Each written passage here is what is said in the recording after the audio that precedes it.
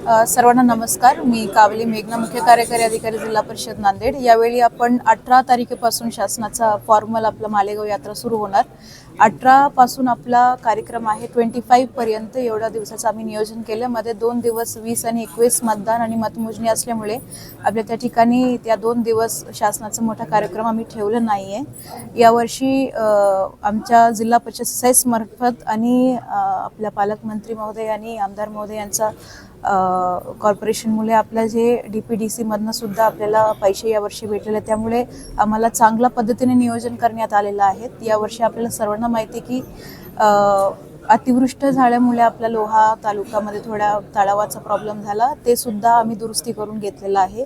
यावर्षी आपण वॉशरूम फिरता जे वॉशरूम आहेत, स्पेशली महिला जे भाविक असतात आपल्याकडे, त्यांच्या देखील सुद्धा आम्ही फिरते जे वॉशरूम आहेत ते वाढवलेले आहेत. दरवर्षी 4 असतात, यावर्षी आम्ही 5 ते 6 करणार. आणि टँकरसुद्धा यावर्षी आम्ही जास्त लावलेला आहेत की पाणीचा कोणताही प्रॉब्लेम होऊ नये. पोलिसांनी दिलेल्या विनंतीप्रमाणे यावर्षी सिक्युरिटीसाठी सुद्धा आम्ही CCTV जास्त केलेले आहेत. दरवर्षी आपण 18 ते 16 CCTV बसवतात, पण यावर्षी आम्ही 25 CCTV बसवलेले आहेत. आणि MSCBनी सुद्धा त्यांनी 25 पोल वाढून तिथं बसवले, त्यामुळे आपल्याला जास्त सिक्युरिटीचं अडचण होणार नाही. असं या पद्धतीनं आम्ही सगळा कार्यक्रम आणि त्याचं नियोजन जिल्हा परिषद मार्फत केलेलं आहे. आणि यावर्षी आम्ही जीवरक्षकसुद्धा केलं आहे. तिथं आपल्या 2 तलाव आहेत. त्या 2 तलावामध्ये खूप भाविका त्या 3 दिवस तिथं राहतात, त्याच्यामुळे आम्ही यावर्षी जीवरक्षकसुद्धा तिथं नेमलेले आहेत. त्यामुळे आपल्याला कोणत्याही प्रकारच्या लाईफ थ्रेटनिंग सिच्युएशन होणार नाही त्याची काळजी घेतली गेली आहे. मॅडम, माळेगावची यात्रा आपल्यासाठी पहिली यात्रा आहे, तर अशा प्रकारच्या कुठल्या यात्रांचा आपल्याला काही अनुभव किंवा आत्ता कसं वाटतं आपल्याला माळेगावच्या यात्रेचं संचालन करताना, नियोजन करताना, अगदी थोडक्यात? मला सांगताना खूप म्हणजे संतोष होईल हे विषय की आम्ही सुद्धा शेतकरी कुटुंबातून आल्यात आणि आमचे जे आई वडील आणि आजी आजोबा होते ते माळेगावला येत होते. आणि आता मला त्याविषयी माहिती नव्हतं, पण आता माझं पूर्ण कुटुंबसुद्धा माळेगाव पाहायला येणार, कारण आमचं नेहमी प्रत्येक वर्षी आम्ही येत होते आणि तिथून आमचं हे होतं पशु वगैरे आम्ही खरेदी करत होते. त्यामुळे मला खूप सहभाग आणि आनंद वाटते. आणि हे माझं हे वाटते की यावर्षी मला तो नियोजन करण्याची संधी भेटली आहे.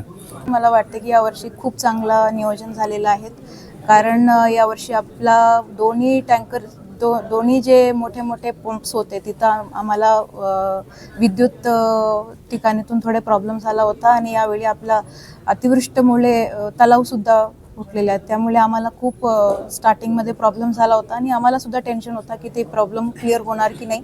पण आमचे एक्झिक्युटिव्ह इंजिनियरनी खूप चांगल्या पद्धतीने ते नियोजन केलं आणि मला वाटते की मला मधून खूप सॅटिस्फॅक्शन वाटते की आम्ही पाण्याचं नियोजन चांगलं केलं आहे. तर यावर्षी माळेगाव यात्रेला येणाऱ्या श्रद्धाळूंना, भाविकांना आपण काय आवाहन कराल जिल्हा परिषदेच्या वतीनं? जिल्हा परिषदे वतीने आणि प्रशासनाच्या वतीने मी सर्वांना हे आवाहन करते की आपण सर्वांनी पहिल्यांदा आपला स्वतःच्या सुरक्षा आपण पाहावी. प्रशासन आहेत आपल्यासोबत, पण काहीतरी घटना जरी घडली, पोलीस विभागाने यावेळी आपल्याला अराउंड 1000 to 1500 एवढा पोलीस तिथं डिप्लॉय करणार, त्यामुळे आपला स्वतःच्या सुरक्षाने आपला लहान जे बालकं आहेत त्यांच्या सुरक्षा पहिल्यांदा करावी. आणि जर काहीतरी प्रॉब्लेम झाला तर लगेच आमच्या प्रशासनांना कळवावे आणि चांगल्या पद्धतीनं तुम्ही एन्जॉय करावी पूर्ण यात्रा.